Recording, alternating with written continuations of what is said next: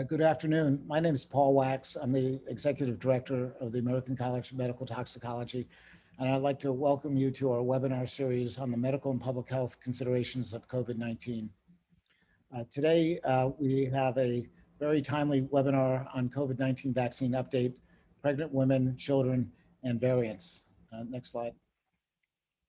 I'd like to thank our webinar series partners for passing out the word about our webinar series, much appreciated. Next slide. This webinar will be recorded and will be available on our website within 48 hours. All the registrants will get an email about the hyperlink once it appears up on our website. Next slide. We also have developed a series of FAQs on a variety of some of the previous webinars, and this can also be accessed on our website. Next slide. There will be a Q&A at the end of the webinar. Please type your question into the Q&A function during the webinar, and we will get to as many as we can. We monitor all the platforms. Occasionally, we'll go over the top of the hour by a few minutes, depending on the webinar queue. Next slide. I'd like to welcome my co-host and moderator today, Dr. Andrew Stolbach. Dr. Stolbach is a board member of the American College of Medical Toxicology and is a professor of emergency medicine at Johns Hopkins University in Baltimore. And thanks, Andrew, for joining us today. Next slide. Well, it is my great pleasure and privilege to introduce our speaker today. We started this webinar series back in March of 2020, now some 15 months ago. And Dr. Anderson has been kind enough to share his expertise with us, not just once or twice, but this will be the third presentation from Dr. Anderson. We initially brought him in to speak back in the spring of 2020 with an initial update about vaccines months before the first vaccine hit the public. And he's been in the forefront of being a co-PI on vaccine work done at Emory University.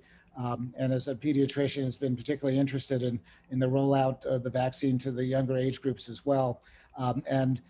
The data that he's going to present today really is cutting edge, the current word about the progress that's been made over the last 15 months. So I'm delighted to introduce Dr. Anderson, who's a professor of pediatrics and medicine at Emory University School of Medicine and is an attending physician at the Children's Healthcare of Atlanta. Please put your questions into the Q&A, and we look forward to a robust discussion following Dr. Anderson's presentation. Thank you and welcome.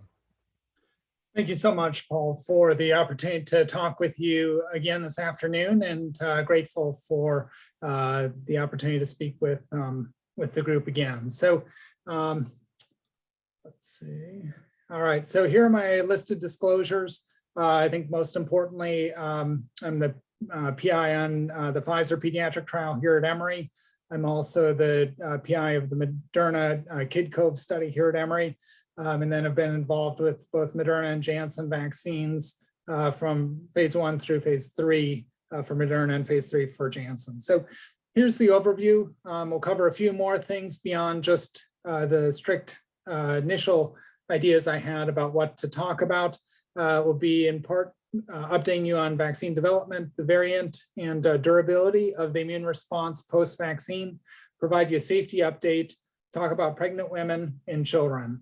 So we'll dive in here. So this is in part why we have issues with SARS-CoV-2. It is our relationship with our animals, and yes, that is a bat that she is kissing there. And the interaction between humans and animal species puts us at risk of transmission across species viruses. And so fortunately, we'd been a little prepared for the possibility of a coronavirus, in part because of the original SARS coronavirus in 2003 and then MERS in 2013, which were identified, and some efforts were made to develop an understanding of the immune response and also the potential for a vaccine in those individuals.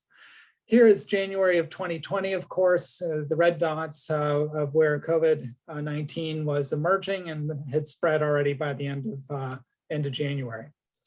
Importantly, and I think this is key in terms of the context for this talk, much of the early data coming from China suggested that children were infrequently infected. Here you can see 0 out of the cases occurring from China.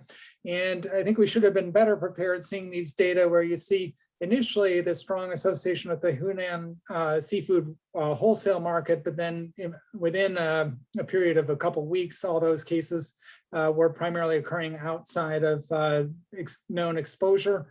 And then also a number of them were occurring without known exposure to either market or a person with respiratory symptoms. And so this transmission of relatively asymptomatic disease has been a big issue for COVID-19. This paper is well published very early on, also should have given us insight into the fact that, that SARS-CoV-2 may well emerge and develop resistance over the course of time. Here you can see in a single family cluster, key highlights that occurred is that you see actually amino acid sequence mutation that's occurred in between 2 different isolates within the same family that was infected with SARS-CoV-2. So, as such, one might expect that variants might well emerge. Of course, over the course of time, we've seen an explosion of SARS-CoV-2. This is May of last year. Fortunately, I think that there had been some real basic science work that had been done, and this is a good example where our investment in basic science clearly has paid off. So this was work done out of NIH that was started pre-SARS-CoV-2 and was finished post. In essence, they had identified that this spike protein was relevant in terms of the immune response against SARS-CoV-2. And what they had done, started these studies but not finished them, was they'd started using a MERS S2P mRNA vaccine in these mice. And in essence, with increasing doses of vaccine, you see increasing antibodies developing post-vaccine. And then they then challenged these mice with MERS, and you can see that animals that received the placebo or PBS lost a tremendous amount of weight, had a tremendous amount of virus in their lungs, and a lot of lung hemorrhage. In comparison, those that received vaccine, you can see that they had relatively little weight loss. Their lung viral load was very low, and they didn't have pulmonary hemorrhage. And so this was provide a lot of the basis for the FDA giving thumbs up on moving into humans before we had animal data with SARS-CoV-2 vaccines because of the data from this and other studies. Of course, there are multiple different vaccine general platforms that one might use to develop a vaccine against SARS-CoV-2. For a number of reasons, the live attenuated and inactivated vaccines, which have been a mainstay of vaccinology, did not move forward into clinical trials quickly. In comparison to the vectored vaccines, did move, the recombinant protein vaccines, and then also the mRNA vaccines. I think a large part of the success in the US was due to the big investment that the US made in terms of trying to expedite a COVID vaccine as quickly as possible. In essence, the federal government decided to essentially purchase 100 million doses from 6 different manufacturers, 2 mRNA vaccines, 2 viral vectored vaccines, and 2 S protein based vaccines.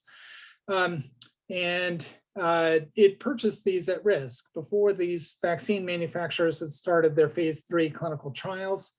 And fortunately, we've seen Pfizer and Moderna move all the way forward to vaccine licensure. The 2 viral vectored vaccines, the AstraZeneca and Janssen, both have US data. However, it looks unlikely that the AstraZeneca vaccine will move forward to actual licensure in the US. And then the more classic vaccine technology of protein-based vaccine, there are 2 vaccine manufacturers there, Novavax and Sanofi GSK. Sanofi GSK had to go backwards before they could move finally into their phase 3 study, which is starting right about now. And then for the Novavax, they're still awaiting their data to support an EUA in the US. And it looks a little uncertain whether that'll be successful in terms of moving forward. I show you these 3 graphs from the phase 3 clinical trials. On the upper left is Moderna, middle is Janssen, and upper right is Pfizer.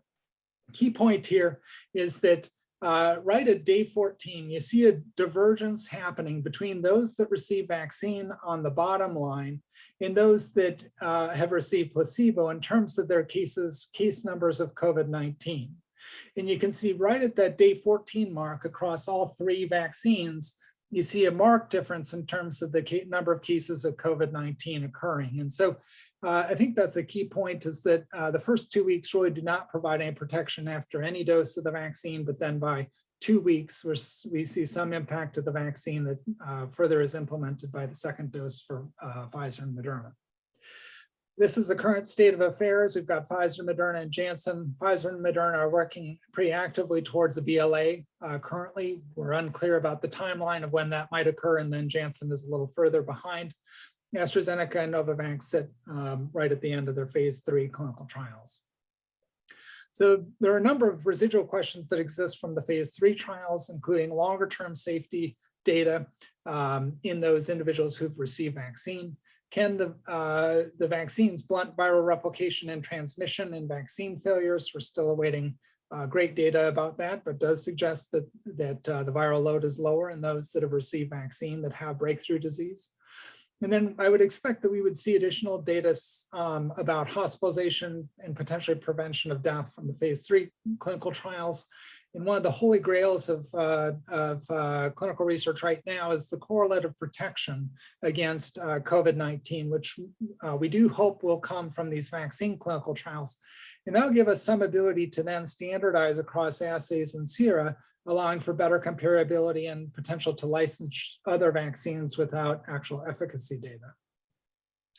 Post-licensure data also looks very good. This is data from Israel with the Pfizer vaccine. And in essence, you can see, again, right at that day 14 mark, in those that receive vaccine through the EUA and in Israel, you can see a marked divergence in terms of COVID cases, and then severe COVID and even death due to COVID. So really remarkable that these vaccines are also working very, very well post-licensure as well. So we'll move on to talking about the variants and the durability of the immune response. So this is data in part that I was a part of looking at individuals who had previously been infected with COVID, and you tend to see higher antibodies in those with severe disease. But the key point here is the RBD titers. And what you do see is that there is a decay, as we expect, over the course of time in terms of your antibody levels post-COVID infection. And the blue line or blue lines here, this is a control population from pre-COVID in red. So the RBD antibodies do decay. Half-life is about 200 days. What was seen then with the Moderna vaccine, and this is a slightly different assay, but I think it's still relevant, is that you do see the decay of antibodies perhaps a little bit more quickly, so about 100 days using the power analysis. So perhaps a slightly faster decay in terms of antibody titers. But then I think this is an even more important study, which looks at neutralizing antibodies. And this is data generated by Mehul Suthar here at Emory, who's one of the leaders in terms of neutralizing antibodies. What you can see is that the half-life for neutralizing antibodies, which we think are likely to potentially correlate best with immune protection, is about 254 days using a power law, which probably provides a little better estimation of the half-life. You can see for Moderna recipients, it's about 202 days. So this is actually a fairly similar rate of decay with neutralizing antibodies, which we think are probably going to be even more important than just binding antibodies. So, and the other key thing is that they're actually starting at a much higher titer. So this is about a log higher titer, almost a log higher titer in those that have received prior vaccine, and the decay rate is fairly similar. So this does provide some reassurance that we're going to have antibodies persisting for some time post-vaccine. Here are data then, and this is again data from Mehul, that looked as well at infected patients acutely, convalescent patients, and then vaccinated individuals over on the right. And the key point I want to make here is that the original emergent vaccine or emergent strain was the A, and B117 is the UK variant. And in essence, you see that there's perhaps a slight drop in terms of neutralizing antibodies against the UK variant But among those that have received vaccine, they're starting at a higher titer. And even though there's a slight decrease, it's still, very, very high titer antibodies. In comparison, the South African strain, which is the B1351 strain, you can see that in general, this infographic demonstrates things pretty well here. In essence, for acutely infected versus convalescent versus those receiving vaccine, those that receive vaccine start at higher titers, but you do see that their antibody titer with the South African variant or the B1351 strain is a little lower than that of those that have than against the homologous strain or the strain that initially emerged. So this had prompted a decision to move forward with developing some viral variant vaccines here in the US, and both Pfizer and Moderna are actively testing those vaccines to evaluate their immune response. Here's data that my group in Mehul was also involved with, looking at the Indian variant, which is the B1617 variant. And in essence, this is looking at convalescent individuals in terms of their antibody titer against the original strain and then against the Indian variant, Moderna vaccine recipients, and then Pfizer vaccine recipients. And I think a key things here, one is that you're starting at a much higher titer in those that have received vaccine than in those that are recovering from acute COVID. And you're also ending at a higher titer, antibody titer, but you do see about a 7-fold decrease in terms of the antibody binding to the Indian strain. So it is a cause for concern, but certainly not panic. So as I mentioned, both Moderna and Pfizer move forward with vaccine clinical trials evaluating variant vaccines. One of the key things is how well do these vaccines actually work in a real life situation against, say, the South African variant. And this is data versus the South African variant, which is the B1351 variant. Here's actually data from Novavax. And in essence, you see that it is still effective against the South African variant. You see the same thing for Janssen, where most of these cases were the South African variant. And again, you see still very good efficacy. And then in data recently published coming out of Yemen versus the UK variant, which is the top line here, for any infection, you see in essence that perhaps there's a little decrease in terms of prevention of any infection. So 75% efficacy versus about 90% efficacy. But against severe disease, versus the UK variant, it was 100%, and then also against the South African variant. So again, in real life, doesn't always totally match up with the labs. There does seem to be some decrease in terms of antibody response, but we still see a fairly high degree of efficacy, at least in the short term, against these variants. From a safety standpoint, there's of course a lot of safety updates. A couple key things. One is that there's ongoing surveillance happening through the vaccine adverse event reporting system, and then also through multiple other data systems that CDC is analyzing.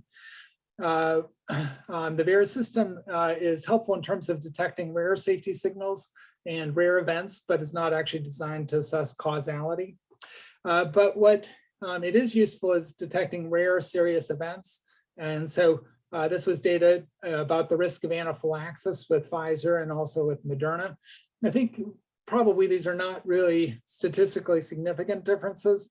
I think the key thing to note is that this is roughly about 5 or 2.5 per million doses administered. And this is actually down into the range of pneumococcal vaccine anaphylaxis. So it doesn't appear to be at a higher rate than that of some of our other vaccines as far as the risk of anaphylaxis. What had been seen was that there had been some cases initially identified of thrombosis with thrombocytopenia, or TTP, occurring with the chimp adenovirus COVID-19 vaccine, which is the AstraZeneca vaccine. CDC had put out a health alert related to this, and they noted some signal occurring through the vaccine adverse event reporting system with the Janssen vaccine. So there were no cases for Moderna or for Pfizer, importantly, and I think that's a key takeaway point is that there does not seem to be any increased risk despite literally millions of doses when this last analysis was performed, whereas they did see 28 confirmed cases with the Janssen vaccine. So to put that into perspective, there was an increased risk, particularly in females over that of males. It's about 3.2 per million doses administered is what it looks like. It's just starting to settle out at as far as a rate. Again, that puts it into the range of the risk of anaphylaxis from Moderna and Pfizer vaccines, which is very uncommon. Importantly, when there had been this safety hold, what you see is that, as kind of expected among those that had the various age ranges, we'd already seen a marked decline in terms of vaccine use in those 75 and above and in those 65 and above pre this hold that had happened with the Janssen vaccine. And this is in part because most of the population in these ages that were going to get vaccine had already received vaccine. The concerning thing is that there'd been a marked impact upon those essentially less than 50 years of age. So the 3 age categories below that, you see a marked fall off in terms of all vaccine use with that happening. And so that I think has been an unfortunate event to happen, shaken some of the vaccine confidence. So to put that risk of the Janssen vaccine, so about 3.2 per million, into context, if we think about the risk of getting struck by lightning per year, that's just under 2 per million. Your risk of getting attacked by a shark or dying on a commercial air flight's less than 1 per million. So despite many of us being afraid of those things, those are very, very rare events. Your risk of lightning strike is roughly per year is a little bit less than 2 per million. Janssen risk is a little higher than that of that TTP syndrome. And then by going up by orders of magnitude, this is then the risk, which is of car or influenza related deaths per year, 190 per million. And then the risk of dying of COVID-19 in the past year was about 1,900 per million risk of death. And then 1 in every 10 people had been diagnosed with COVID-19 in the past year. So huge difference in terms of risk associated with the vaccine. An important emerging issue that we clearly need more information about, we have very limited data to date about, is that there may be an increased risk of myocarditis or pericarditis in younger adults and adolescents that receive mRNA vaccines. So this is kind of an emerging issue. CDC has not definitively been able to identify whether there is increased risk, but there may be, particularly with the second dose of vaccine. And particularly it seems in these older adolescents and young adults. In the BEST database, which is the VSD database, which performs active surveillance for these events, has not identified any increased risk, importantly. But this is a kind of active area that we do hope to hear additional information about in the near future. There was recently published just last week by a number of individuals across the country, a case series of 7 cases of myocarditis in adolescents following Pfizer vaccine. In essence, I think the key things from a takeaway standpoint are that these are happening particularly post the second dose, within a few days post second dose, roughly 2 to 4 days post second dose. And universally, they seem to have chest pain in association with that. So that's an important thing to be aware of. And there was a nice editorial by Sean O'Leary and Yvonne Maldonado about, yes, we're seeing potentially some cases, but is this true and actually related to vaccine or not? So much more to hopefully learn about that in the future. This was a slide that I've modified slightly, but in essence had been put together by the Kaiser Family Foundation, a nice study that looked at individuals and their hesitancy towards receipt of vaccine. And you can see that there's a number of individual groups that are either less or more hesitant. But I think one of the key things here is that if you're not approved to receive a vaccine, you're not going to be able to get it. So I inserted that line there. The most hesitant, or those who will definitely not be able to get vaccine, are those for whom it's not licensed. So pregnant women had been a real concern because they were not included in the phase 3 clinical trials of the COVID vaccines. And so there had been a lot of effort to move forward phase 2-3 clinical trials here in the US in pregnant women, in part because the question of do we need a vaccine in pregnant women had initially not been real clear, but data that had been generated actually does demonstrate that there is significant maternal morbidity and even neonatal and infant mortality or fetus mortality that occurs in association with COVID infection in pregnant women. So in this series of cases that was published in MMWR, they looked at pregnant women who were symptomatic in this column, and those that were asymptomatically diagnosed, probably on screening on admission to the hospital. In essence, I think it is helpful in terms of providing some background numbers in those that are asymptomatic on admission. And you can see that I think a key couple of things. One is that they saw several deaths in those that were symptomatic among pregnant women. They also saw preterm birth occurring with a much higher frequency, and pregnancy loss also occurring at a higher frequency than among those that were asymptomatic for COVID on admission. So, and also some neonatal deaths in those that had mothers that were infected with COVID-19. So clearly concerning from the standpoint that we were seeing some evidence suggesting increased perinatal morbidity and mortality. So big issue. From that standpoint, CDC had given a really passive recommendation.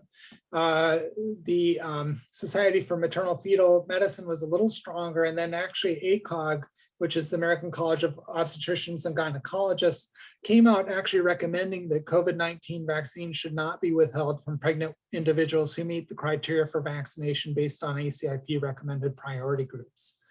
And in essence, we saw that many healthcare workers who had initial access to vaccine chose to move forward with receiving vaccine.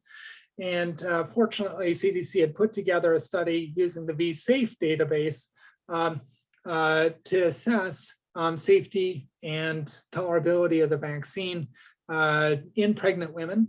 And in essence, I think a couple key things from the study that they had done. One is that they saw a little more pain in pregnant women in comparison to the comparator, which is non-pregnant women. Otherwise, the rest of the systemic symptoms were fairly similar between the two groups for both the Moderna and then also for the Pfizer vaccine. So they look very, very similar. And then in terms of the outcomes among those for whom outcome data were available, they saw that the rate of spontaneous abortion, stillbirth, preterm birth, small for gestational age, congenital anomalies, and neonatal deaths, and those infants that had received, vaccine was no higher than the background published incidence of these events occurring. So this has really provided tremendous reassurance about the ability to use vaccines during pregnancy. This has actually impacted many of the vaccine manufacturers' ability to actually move forward with phase 2-3 clinical trials here in the US because it's being given as standard of care. So we'll then shift gears and begin to talk about children. So the initial impression was that children don't transmit virus. I think what has become more clear over the course of time is that children are less frequently symptomatic, and that symptomatology strongly does correlate with the amount of virus that they're carrying in their nasopharynx. And then there is some uncertainty about the impact of school closures in that attempt to decrease the risk of transmission to adults. I think what has become clear is that children do transmit SARS-CoV-2. It's a relatively less frequent event. And so there have been transmissions from a daycare setting, from overnight camps, schools, other settings of children transmitting to other children. It does seem to be higher among your older children than among your younger children, but clearly can happen. I think one of the benefits of school closures and this probably saved us this past winter, is that the school closures school closures and all the masking, social distancing and so forth really dramatically impacted RSV and also influenza. And so at least here in Georgia, hospitals were being very, very full with COVID right around the turn of the new year and into early January with approaching capacity. But due to the fact that RSV and influenza essentially disappeared, we had sufficient capacity to deal with all the COVID-19 that was occurring. So we'll then highlight the fact that in this initial impression was that children didn't get sick and that there was very infrequent hospitalizations or inadequate deaths to really worry about needing a vaccine for children. And part of this really came from initial data, and I've shown you some earlier in the presentation, but then also this study that was published in JAMA that had documented only 2% of cases of COVID-19 among children. What we've seen here in the US is that the total percentage since the onset of the pandemic is 14%. And then more recently, it's much higher than that as vaccines have become available for adults, where children are now over 20% in increasing of the current cases. We've also seen a substantial burden of hospitalization in children. So this is for context. So for context, with influenza, this was the background rate of hospitalization in those 0 to 4, and then those 5 to 17.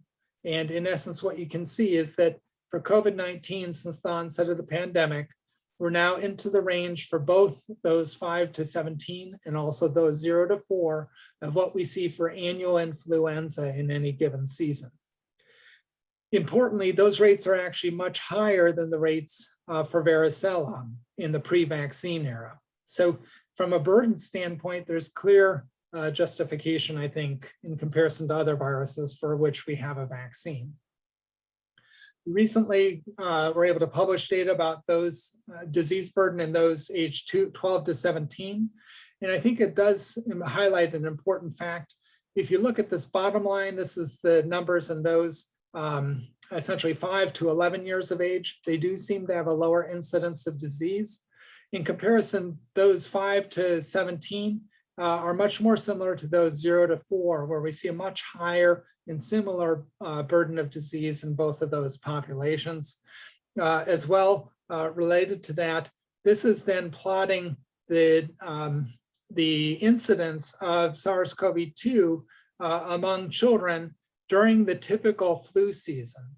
And then it compares it to the influenza in 2017, 2018, 2018, 2019, and 2019, 2020. And in essence, these are the epi curves in those adolescents during those years. And you can see that SARS-CoV-2 markedly outstrips influenza in terms of morbidity and hospitalization. So clearly provides a good bit of justification for moving forward a vaccine in this age population, in essence, 3 times higher than seasonal influenza rates during the 3 most recent seasons. Of course, we're also seeing something called multi-system inflammatory syndrome, which has also been a driver for moving forward a vaccine in kids. Importantly, we've also seen a fair number of COVID-19 related deaths in kids. So these are the pre-vaccine number of deaths per year for varicella, where we're at 50, rubella 17, hepatitis A 3 per year, rotavirus 20 to 60 per year. For influenza in an annual season, it's roughly 119 to about 200 cases per year in children. For COVID-19, since the onset of the pandemic, we're now at 332 kids that have died.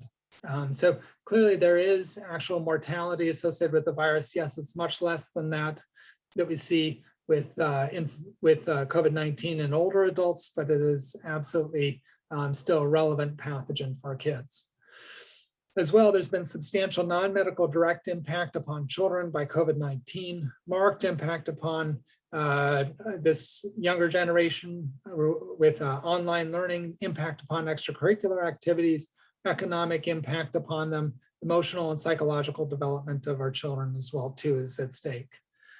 So Why do kids need studies? Well, they differ in terms of the height, weight, body surface area, muscle mass, and fat distribution. All of those might well impact the dose needed in children. We do need to understand that reactogenicity, safety, and immunogenicity establish the dose. There was initial argument from many experts saying, well, we can just wait and begin pediatric studies after safety and efficacy data is established in adults. That's actually not accurate at all. I'll mention just a couple of things to just highlight that fact. First is that actually our adult phase 1/2 COVID-19 studies were conducted in parallel with the animal studies. This allowed expediting of the phase 3 clinical trial. They had all the information that they needed in order to provide the EUA, but the fact that they did move forward with human studies in parallel with animal studies really allowed for the adult vaccine to move forward much more quickly, probably by months. Probably preventing hundreds of thousands of deaths at this point in time. From a vaccine development standpoint, they typically start with, for kids, typically starts with a small phase 1 study in healthy young adults. And then phase 2-3 studies usually occur without large studies of adult safety and efficacy. So there have been a large number of pediatric vaccines licensed before there have been substantial adult safety and efficacy data. I've listed some of those below that. Currently, there are multiple live attenuated RSV vaccines in kids with currently very minimal adult data. So many of us had really advocated to move forward a pediatric vaccine in terms of providing direct benefit to kids, potential indirect benefit to the community, addressing some of the safety concerns that might need to be addressed with a vaccine in children, emphasizing that we don't need adult safety and efficacy data before we actually move forward with the clinical trials, and also emphasizing the Pediatric Research Equity Act. Fortunately, we were able to get some support from American Academy of Pediatrics to also emphasize the importance of trying to move forward vaccines, and also NIH had actually done an ethical review of the data, and they also came to the net conclusion published in Pediatrics that in essence, you can begin these clinical trials before efficacy has been demonstrated, can speed up the process of providing access to a safe and effective vaccine in children and their families. So they also came to a similar conclusion that we can move forward with vaccines. Unfortunately, we had seen Pfizer had started with going down to age 16, and then they moved down to age 12. These are data that were just published about 2 weeks ago. And in essence, I've highlighted with red arrows here, the 12 to 15-year-old group. And you can see that from a local symptom standpoint, the primary symptom similar to the adults is pain at the injection site. For the systemic side effects, they are more frequent with the second dose, and the red arrows highlight where we're over 30% of children in the 12 to 15-year-old age range as far as symptoms. So we see fatigue and headache, particularly with the first dose. That's very similar to the rate of those 16 to 25 years of age. And then with the second dose, we do tend to see more symptoms: fatigue, headache, chills, and muscle pain being most frequent at over 30% of those receiving vaccine. So important to be aware of that. They also looked at the GMTs or the antibody titers among those that have received vaccine. And in essence, you can see that very good antibody titers actually above the rate the antibody titers generated in those 16 to 25, and they saw 100% efficacy in the Pfizer study. So where do we go from here, and where are we at? So among those 12 to 17, Pfizer issued an initial press release at the end of March. They submitted their data for expansion of their EUA in the 12 to 15-year-olds on April 9th. FDA then approved it about a month after they had expanded the EUA, or about a month after they received the data. It was reviewed within 2 days and approved by ACIP. For Moderna, they had a similar number of children, actually a little bit higher. They also saw a high degree of efficacy in the study. They did note some pain, headache, fatigue, myalgias, and chills, especially with the second dose of vaccine. They've released in press releases portions of their data beginning in May, and then reportedly they had submitted their data for expansion of the EUA in those 12 to 17 years of age the first week of June. So that was last week. So if we extrapolate, that might mean about a month from then we might see FDA review, which would put somewhere right around Independence Day here in the US, give or take a little bit, and then ACIP review occurring several days later. So probably first full week or second full week of July might be likely if they follow a similar timeline to that of Pfizer. So there are ongoing studies now in children less than 12 years of age, and there's 2 trials here going on in the US. These are trials of age de-escalation and dose escalation or dose finding studies. So Pfizer has data or is beginning their study in the phase 3 component of their study. They've done the dose finding, and they anticipate having data in September for those 5 to 11 years of age. In the very limited press release that we have, in those 2 to 4, it's soon after that, and then maybe October, November for those 6 months to less than 2 years of age. They did note in their press release, which came out yesterday, their dose for the 5 to 11-year-olds is 1/3 of the dose in those adults. And then in those 6 months of age to 4 years of age, they're going with 1/10 of the adult dose. So there is a dose change that'll be happening for Pfizer. Moderna has not stated a timeline for when they're going to have their data, but there was essentially a quote from their CEO who said it'll be early fall as to when they expect they'll have data for Moderna. Janssen, so they have started some small studies in adolescents in Spain and the UK. There's no word of US enrollments. I think things are absolutely going to be impacted by the TTP issue in adults. So it's unclear timeline. And one of the challenges here is that there's kind of a limited window for enrollment of these other vaccine studies before potentially EUA would be provided for another vaccine manufacturer, making other studies impractical or infeasible. Novavax may expand their adult phase 3 study down into teenagers or lower. It's unclear about that. There's some uncertainty about whether the FDA will actually grant EUA for those less than 12 years of age. That is not an absolute certainty that they will necessarily grant EUA. And then there are, of course, practical distribution challenges with many of the vaccines. And then there's ongoing data safety review happening on a regular basis.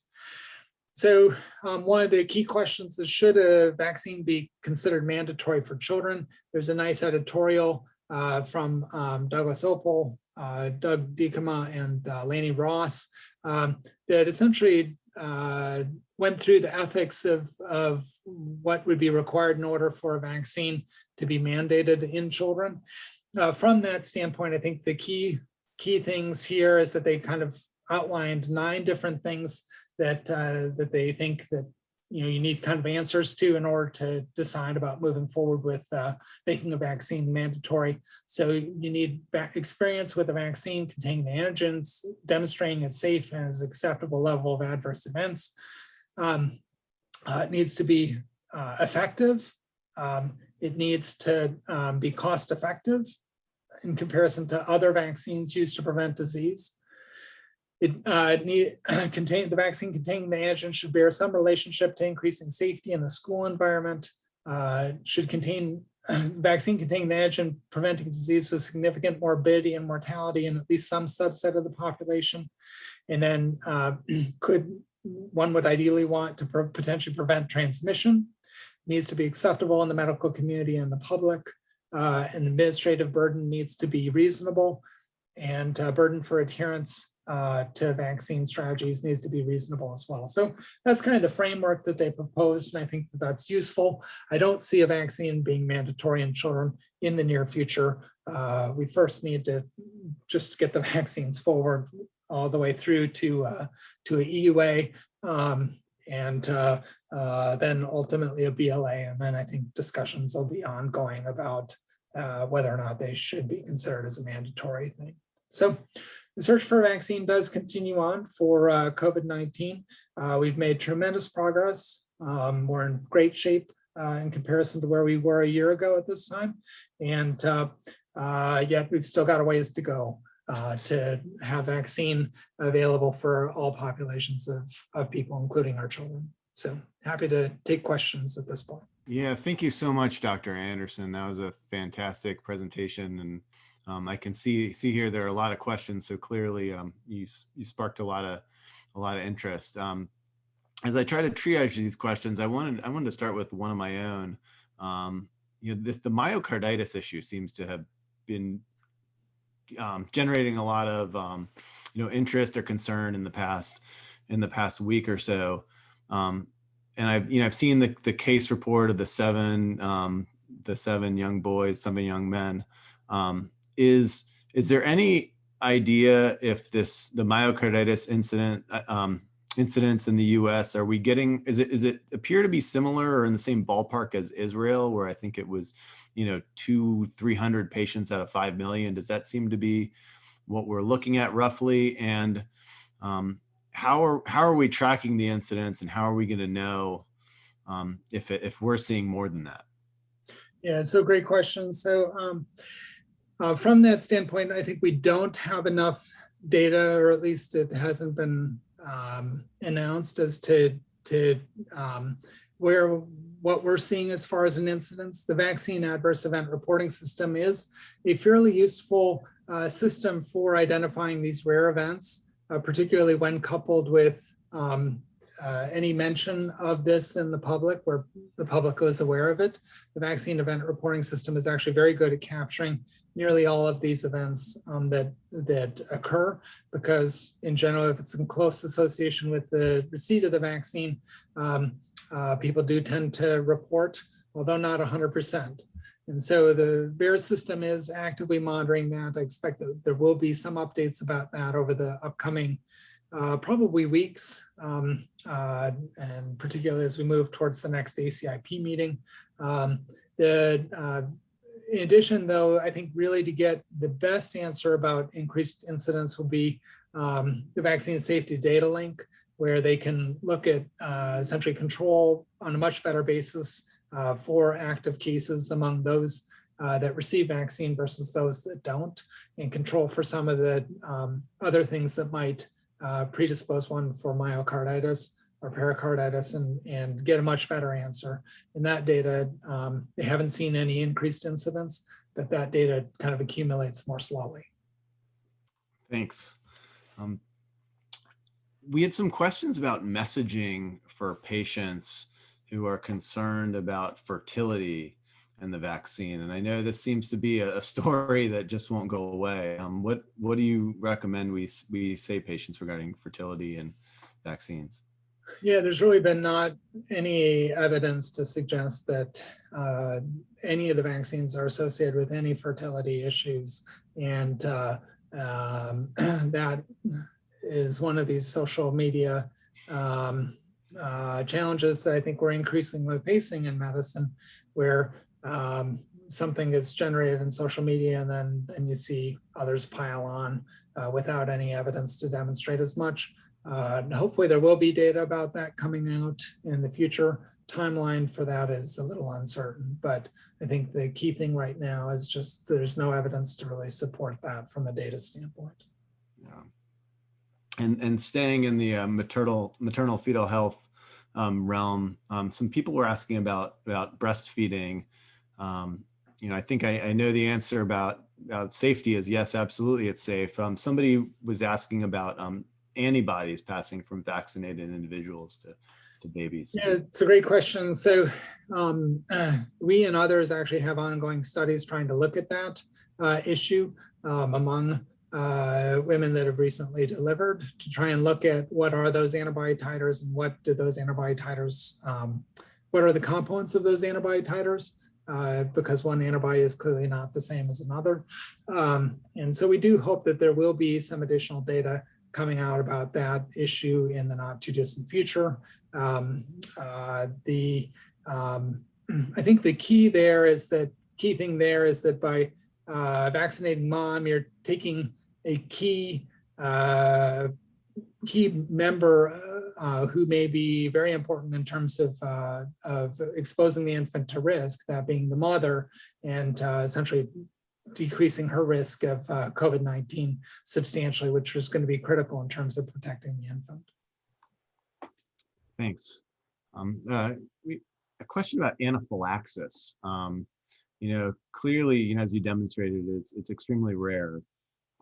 If somebody had, an anaphylactic reaction to Pfizer, say their first one, what would be the recommendation regarding getting, say, a Janssen vaccine, and how long to wait? Yeah, great question. So if you've had trouble, like anaphylactic reaction to an mRNA vaccine, it's not recommended to use another mRNA vaccine. Janssen is feasible. There have not been much data to kind of support safety and efficacy and timing for kind of shifting over to a different platform for vaccine administration. And we do hope that CDC will have more actual data to inform decisions about that. But right now, it's pretty much expert opinion. Yeah, and is there any information out there about the Janssen J&J vaccine on the Delta variant? Yeah, right now, I'm not aware of any data for the Janssen vaccine and its ability to prevent the Delta variant, either in patients that receive vaccine or in the laboratory. A lot of the data that I presented was really laboratory-based, where we do see a roughly 7-fold decrease in terms of the antibody neutralizing titer in those that have received vaccine. But we don't know similar data with the Janssen vaccine, although these are critically important questions that people are working really hard on to try and get us some actual data to inform making decisions. Great. Yes, and you talked about vaccines to variants being in development as we speak, and you talked about the long half-life of antibody responses to vaccines. So with that in mind, how likely are we to have a need for a booster vaccine? When would that be, if so, and would it be, would they be trying to target a variant or a group of variants, or would it be one shot? Would it be 2 shots? What do we know about that? I'll answer the easiest part of that one first. It looks like it would be 1 dose of vaccine that would be needed. Really, that 2 dose with the initial series is to prime the immune system and then boost the immune response. Once that immune response is in, even if it's declined over the course of time, a single dose is anticipated to be sufficient to result in a good immune response. And Moderna had made a public announcement about some data, essentially their data, that they were seeing good responses after a single boost dose of vaccine. The dose that will be needed may be lower than that with the original dosing. That is a question that still needs to be in part answered. And then the timing of a boost vaccine and the need for a boost vaccine is a question that is, I think, paramount in this field right now. Partly it's being driven by the fact that we still have not been able to establish the correlate of protection. If we can establish that correlate of protection from the phase 3 clinical trials, that'll be really critical, because that data can then be used to compare antibodies in those that receive vaccine over the course of time and actually determine when people are going to start to be at increased risk of actual infection again, based off of their rate of antibody decay. So we do anticipate that there would be data about that correlate of protection coming in the next months. That will be absolutely critical in terms of answering this question. In the meanwhile, it's kind of educated guesses. Pfizer has said that that they do think they'll need a boost by a year out from their initial doses of vaccine, but there's been really very little durability data presented publicly about their durability. For Moderna, there has not been a similar statement from the company about that question. And based off of the data that are published, which are a bit more extensive, still suggests that we're seeing really good antibody titers out 6 months or even longer. So I'm not sure that a year is going to, I'm not sure that a year would be necessarily needed, but we'll have to wait and see about that. It does appear that a boost may provide some cross protection against the variants, importantly. So, so I think it probably won't be close to a year until anybody gets boosted as in actual outside of a clinical trial setting, and then dose will be a key question, and if it's actually needed is another key question that at the moment I think there's still a lot of question marks about. Yeah, thank you. And we actually had a few people asking about getting an mRNA vaccine after a single dose of AstraZeneca. And I guess that would be in the context of somebody who had returned, you know, from living somewhere internationally and coming back to the States and in between their two vaccines. Yeah, so so there's not good data to my knowledge about that specific question. I think that there are a number of studies that are going on, particularly internationally, to try and begin to address that question, because that is a critical question for the world, in essence, about the safety and immune response observed with that kind of mixing and matching between the vaccine platforms. Yeah, thank you. I'm looking through these now. You know, Paul, did you have any questions you wanted to ask Ziad? Trying to see that we've hit all the themes that were asked about in our Q&A. Yeah, Andrew, I'd like to ask a couple of questions, Dr. Anderson. I'm actually in Beirut and in Lebanon right now. Sputnik 5, the Russian made vaccine, which is an adenovirus vaccine, is being administered. People are asking about that vaccine. That's my first question. And my second question would be, since this is an adenovirus vaccine, do we expect to have potentially some of the thrombosis, thrombocytopenia, rare events that have occurred with the Janssen vaccine? And why is that that these happen in these type of vaccines? Thank you. Yeah, great question. So, the initial descriptions of this thrombosis with thrombocytopenia were with the AstraZeneca vaccine, as you mentioned, and then which is a chimp adenovirus vaccine, and then we're also observed with the Janssen vaccine, which is adeno 26 vectored vaccine. So that really raises the question of whether adenoviruses in general may be associated with this thrombosis with thrombocytopenia. That is a important question because Sputnik 5 is a mix between several different adenoviruses. So, so it is, I think at present, I think it's reasonable to say it's probably more likely than not that we might well see that with Sputnik 5. And with the whole platform of adenovirus vaccines. And so there definitely does need to be some caution about that. I don't anticipate Sputnik 5 moving forward in the US. I think that it will continue to be a relevant presence internationally. And it is an important thing for providers to be aware of as a potential issue with the Sputnik 5.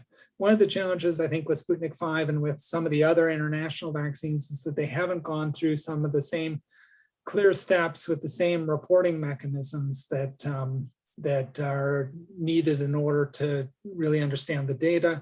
And that is an issue. You know, I would encourage international manufacturers to be going through the WHO pre-qualification process. I think that and trying to ensure that they're following GCP and other general guidances. because that is actually critical in terms of being able to trust and rely upon the data that are coming out of these clinical trials. Thank you. Paul? Yeah, hi, thanks again for just an outstanding presentation. I have three questions. The first one is about patients with some sort of immunocompromised condition. As I think you mentioned and others have reported, particularly patients on transplant, who've undergone transplant, they're not getting the response that we'd hoped for. What are the longer term implications for management of patients who are severely immunocompromised if they don't provide the proper immunogenicity to the vaccine? I guess it's the first part of the question. And then those with less compromised immunities, such as those with RA, for instance, have we seen any differences in their reactivity after the vaccine? Yeah, so yeah, absolutely. There has been this question raised, particularly in the transplant population, and particularly with medications like program, cyclosporin, and others, and as well some question about some of the other immune modulators, particularly rituximab, and its potential impact upon the ability to generate an immune response after COVID vaccination. So I think a key thing is, again, really understanding what that correlate of protection is. We think it'll be an antibody. We think it might be a neutralizing antibody, but we don't know. If we can identify that, that will give us a better idea of what we need to actually aim for in our transplant and our RA populations and in others, where we would have a sense that they might be protected. I think in the meanwhile, a key thing is for them to be to ensure that those around them are receiving COVID vaccination, and trying to make sure that their family members and those that they're in closest contact with have received COVID vaccination, because it is that household transmission which is critically important in terms of much of the transmission of COVID-19 in the recent past. So I think that's a key point to make. I think that there will be, or there actually are, a number of studies starting in the transplant population that will begin to answer that and these and other questions that I think are going to be really critically important to knowing, do you need an extra dose? Do you need a higher dose of vaccine? Is it that actually that although we don't see great antibody responses, they're still protected? That's a possibility, because protection is a little more complex sometimes than we boil it down to when we look at just antibodies. So I think there's a lot more to be understood on that issue, and hopefully we'll have a better sense in the next months. Okay, great, thank you.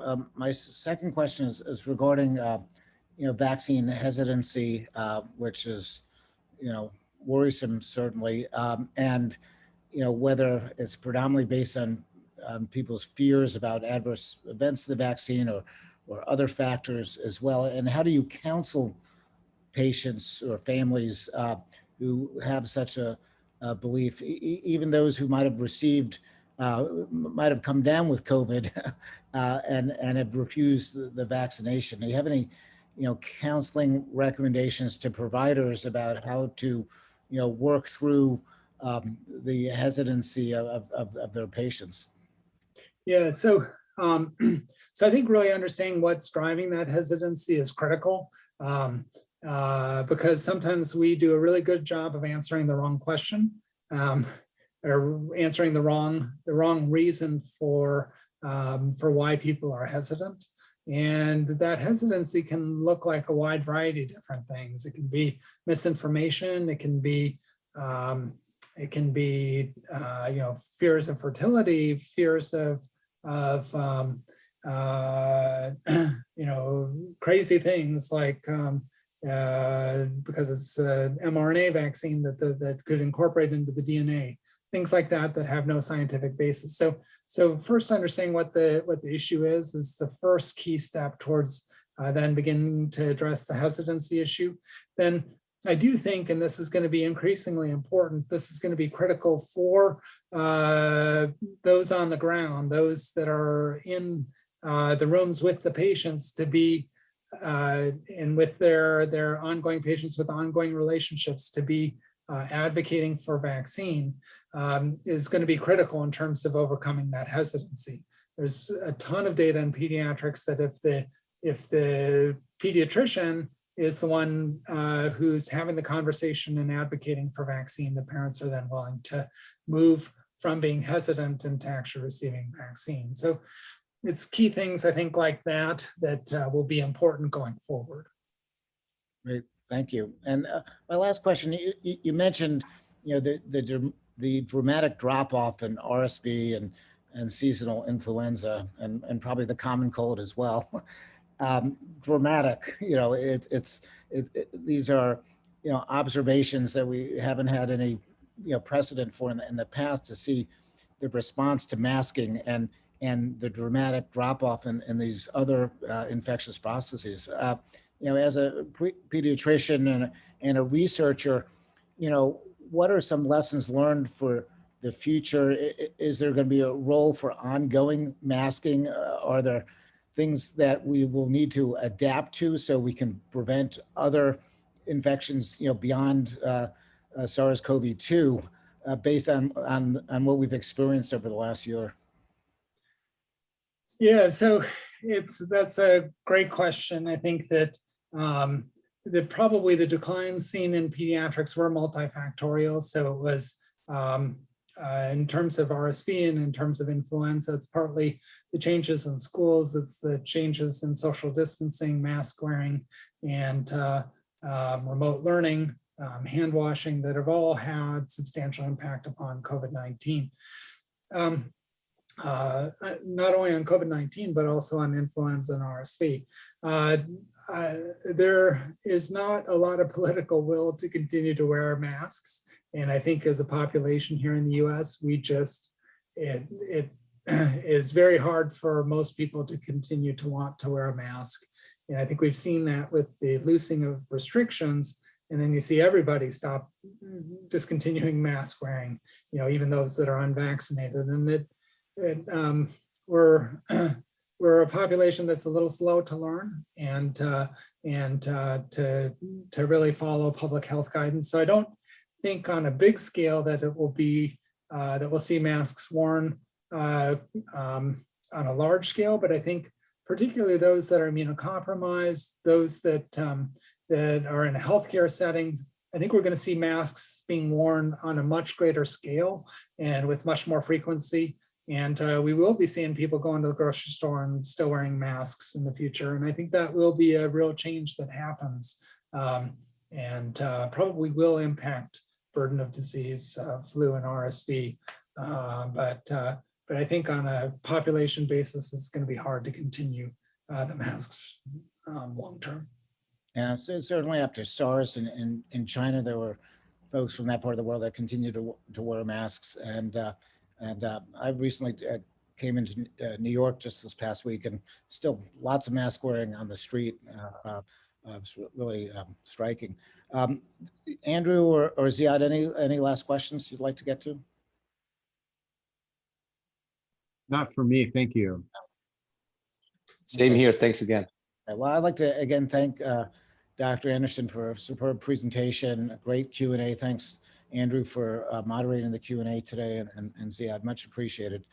So we'll be continuing this webinar series, not weekly, but over the next several months, we'll still provide some webinars as we wrap up the series. And the next webinar will be on vaccine passports, which is an interesting phenomena which is first starting to get discussed, and we'll have a speaker actually from overseas in the EU, where vaccine passport discussions are perhaps further ahead than they are in the US, discuss the concept of vaccine passports, and we'll have an update from Malta, where they have much experience with this, and that's on June 23rd in 2 weeks at 3 p.m. Eastern time. Next slide.